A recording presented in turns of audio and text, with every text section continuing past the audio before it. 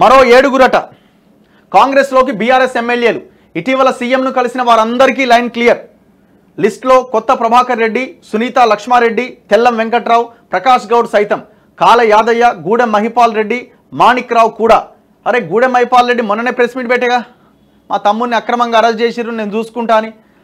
ఈయన హరీష్ రావు వచ్చి press meet పెట్టేగా.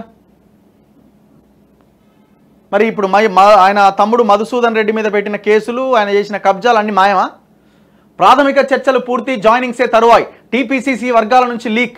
BRSLP విలీనం కోసం వ్యూహాలట.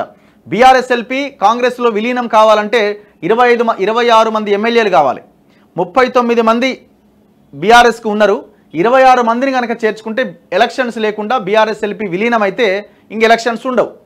కేసీఆర్ కూడా గతంలో అధికారంలో ఉన్నప్పుడు కాంగ్రెస్ నుంచి 12 మందిని తీసుకొని కాంగ్రెస్ ఎల్పీని విలీనం చేసుకున్నాడు. ఎన్నికలు లేకుండా చేసుకున్నాడు. ఇంకా బై ఎలక్షన్ ఉండవు.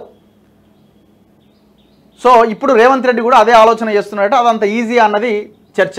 కాంగ్రెస్ పార్టీలో చేరికల జోష్ పెరిగింది. బీఆర్ఎస్కు చెందిన పలువురు ఎమ్మెల్యేలు అధికార పార్టీ వైపు చూస్తున్నారు. తాజాగా గులాబీ పార్టీ ఎమ్మెల్యే దానం నాగేందర్ హస్తం గూటికి చేరారు. అదే బాటలో మరో 7గురు ఎమ్మెల్యేలు రెడీ అయినట్టు ఆ పార్టీలో చర్చ జరుగుతున్నది. ఇప్పటికే సీఎం రేవంత్ స్పెషల్ టీంతో వారి ప్రాథమిక చర్చలు కూడా పూర్తయ్యాయి. ఇక చేరిక మాత్రమే మిగిలింది.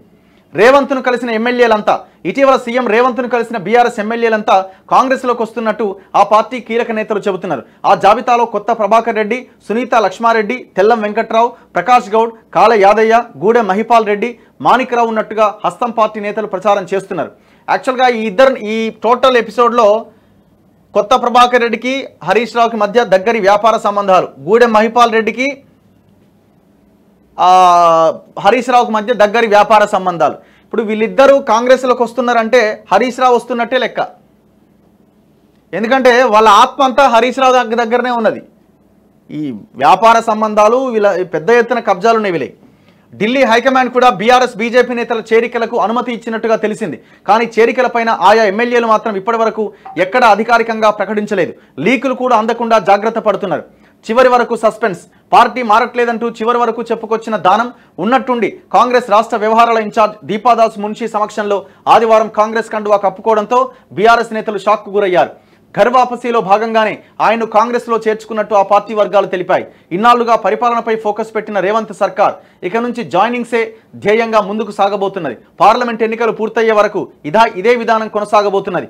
జాయినింగ్స్ పైన చర్చల కోసం సీఎం రేవంత్ రెడ్డి ఏర్పాటు చేసిన ప్రత్యేక టీం ఇదే పనిలో నిమగ్నమైంది. ప్రతిరోజు కీలక నేతలు, పార్టీ బలోపేతం కోసం కృషి చేసే నాయకుల కదలికలపైన ఈ టీం దృష్టి సారించింది. బీఆర్ఎస్ బీజేపీపై అసంతృప్తి వ్యక్తపరిచిన నాయకులతో వెంటనే చర్చలు జరిపి పార్టీలోకి లాగేస్తున్నది. తాజాగా మాజీ ఎంపీ జితేందర్ రెడ్డి, బొంతు రామ్మోహన్ ఫ్యామిలీ, పట్నం సునీత మహేందర్ రెడ్డి, ఎంపీలు రంజిత్ రెడ్డి, పసునూరి దయాకర్ తదితర నేతలను పార్టీలోకి తీసుకొచ్చేందుకు సీఎం పొలిటికల్ అఫైర్స్ టీం తీవ్రంగా శ్రమించిందట. ఇంకా మరో 7గురు బీఆర్ఎస్ ఎమ్మెల్యేలు కూడా కాంగ్రెస్లోకి రాబోతున్నారట.